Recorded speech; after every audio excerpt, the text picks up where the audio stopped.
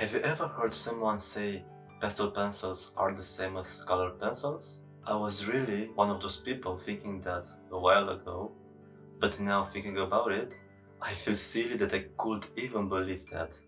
This misconception will be one of the 5 we're going to discuss in this video today. Without going on too long, let's see and discuss what nonsense is being said about pastels which isn't true.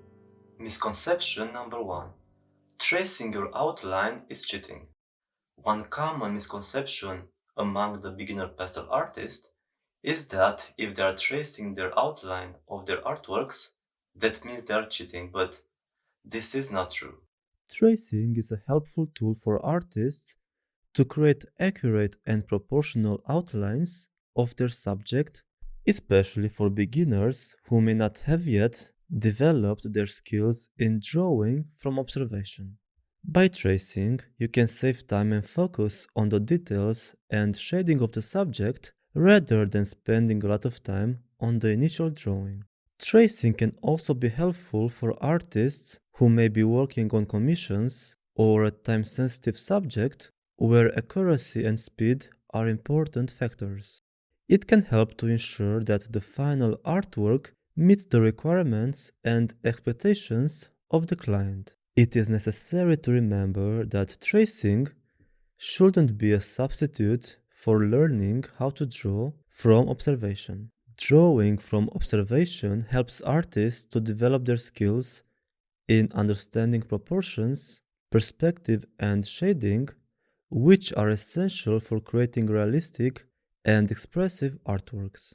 By relying solely on tracing, it may be possible you can miss on opportunities to develop these skills and limit their growth as an artist. It is indeed true that tracing can help artists create accurate outlines, but as I said before, it should be followed by drawing from observation to develop a deeper understanding of the subject and improve overall drawing skills.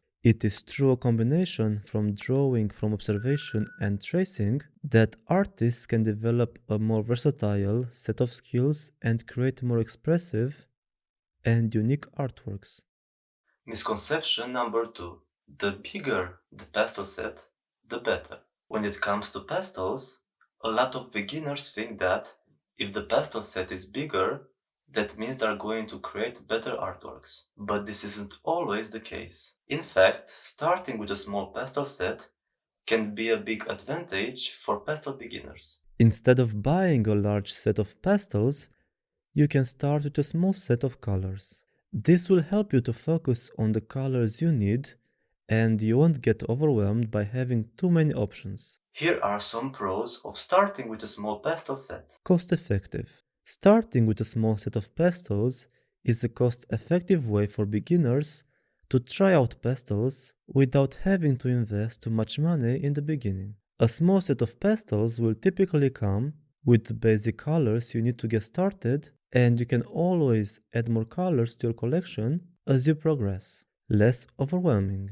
Another advantage of starting with a limited set of pastels is that it can be less overwhelming. With too many options, you as a beginner may find it challenging to decide which colors to use. For example, a small set of 12 pastel pencils or pastel sticks will help you to focus on the colors you need for your artwork and not get overwhelmed by too many choices. Better color mixing. Moreover, starting with a small set of pastels will encourage you to mix colors to achieve the desired shades. This is a great way to learn about color theory and experiment with different color combinations. Mixing colors can be a lot of fun and can help you to create unique and interesting shades that may not be available in a pre-packaged set. And here are some cons of starting with a small pastel set. Limited color range. One of the potential downsides of starting with a small pastel set is that you won't have as many colors options as you would with a larger set. This can be a limitation if you need to create a specific color that isn't included in your set. However, many sets include a range of colors that can be mixed to create new shades and variations. Color matching. Another potential challenge with a limited set of pastels is that matching colors can be more difficult. If you don't have the exact color you need, you may need to mix colors to achieve the desired shade. This is a great new skill to add to your skill set, but it can also be time consuming and challenging. Limited versatility. Finally, a limited set of pastels may not be versatile enough for all types of artwork. Some sets may include a range of colors that are suitable for specific types of artwork but not for others. For example, a set of pastels that includes mostly cold colors may not be suitable for creating bold and vibrant works of art, but a lot of sets include a range of colors that can be used for a variety of styles and techniques. Starting with a small set of pastels is a great way for beginners to learn about color theory and experiment with different color combinations. While a limited set may have some limitations, it's important to remember that it isn't the number of pastels you have, but how you use them that matters. So don't be afraid to start small and build up your collection as you gain experience and confidence in your pastel art skills. Misconception number 3. Pastels are messy and very hard to work with. A lot of people may think this because pastels are a dry medium, which can create quite a bit of dust when you're working with them. Although, there are a lot of ways to minimize the pastel dust and make working with pastels a very pleasant experience. Firstly, working on a surface that has a bit of tooth can help the pastel adhere better and reduce the amount of dust. Textured paper or sanded paper is ideal for pastel work. Another way to work more cleanly with pastels is to use a piece of cloth or paper towel to wipe your hands and the pastels periodically. This will help to keep the dust from accumulating on your hands and your workspace. Working with a pastel tray or container to organize your pastels can also help to keep them clean and reduce the chance of them rolling off your workspace. Working on an easel can also help with the messy nature of pastels in a few ways. The first advantage is that it can control the dust. Many easels are designed with a ledge or tray to catch pastel dust as it falls, helping to keep your workspace cleaner and more organized. It can also help to avoid smudging. Working horizontally can help prevent smudging as your hand is less likely to rest on the pastel and smear it. This will keep your artwork clean and prevent unintended blending. Another very important advantage of working on an easel is that it gives you a better posture. An easel can also help you maintain good posture while working, which can reduce fatigue and strain on your neck, shoulders, and back. While pastels may create some dust, they are not inherently messy or difficult to work with. By following these tips and developing good habits, you can work with pastels in a clean and enjoyable way. Even they can create quite a bit of dust, it isn't really hard to work with them. By following these tips and developing good habits, you can work with pastels in a clean and enjoyable way. Misconception number 4. Pastels are fragile and can easily break, making them very hard to work with when you want to create fine details.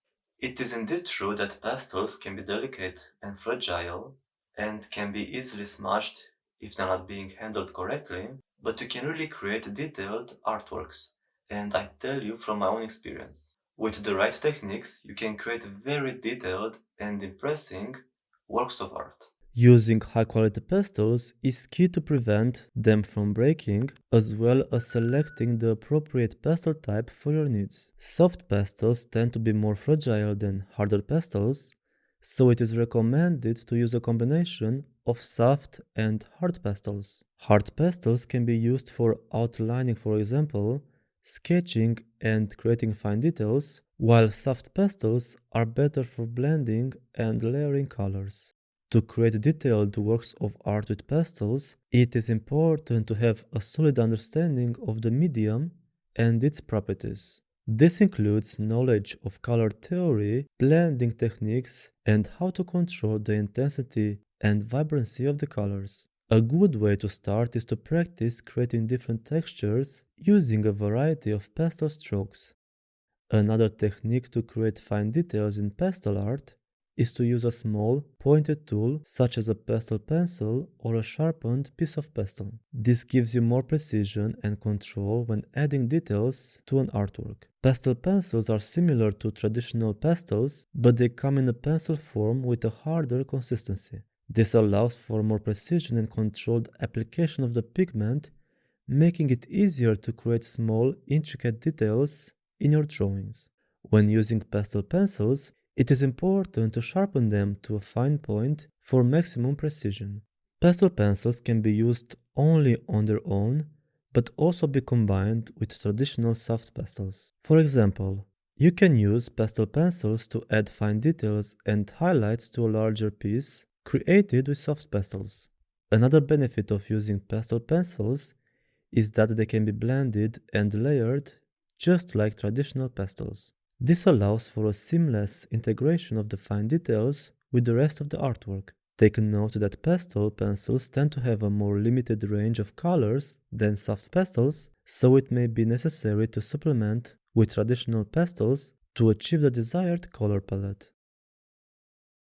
Working on a larger scale with pastels can actually make it easier to create finer and better details in your drawings. This is because the larger surface area allows you to use broader strokes and gestures, which can help create more expressive and dynamic marks. Working bigger can also give you more room to experiment with different color combinations and create more dynamic compositions. The last misconception is pastels are just like colored pencils. This is really what a lot of people think, but of course it isn't true. They are actually quite different.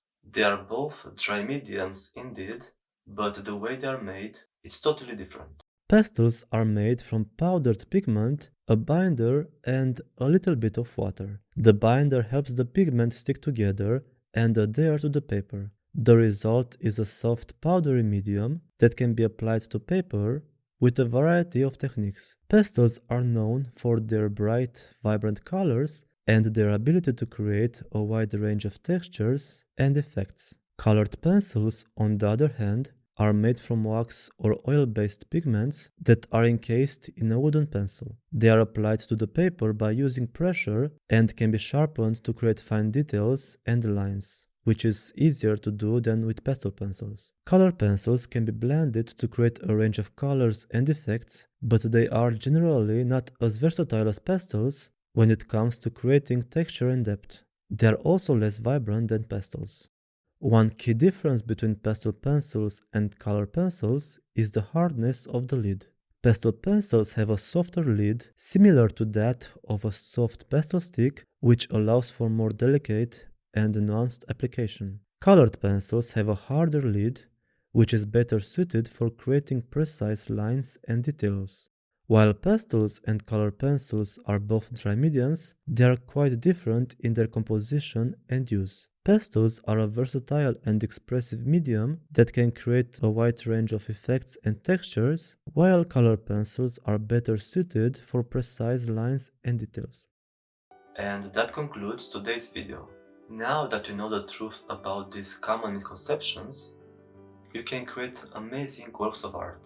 With the right techniques and a lot of practice, anyone can master this amazing medium. So go out there, experiment, and don't be afraid to make mistakes.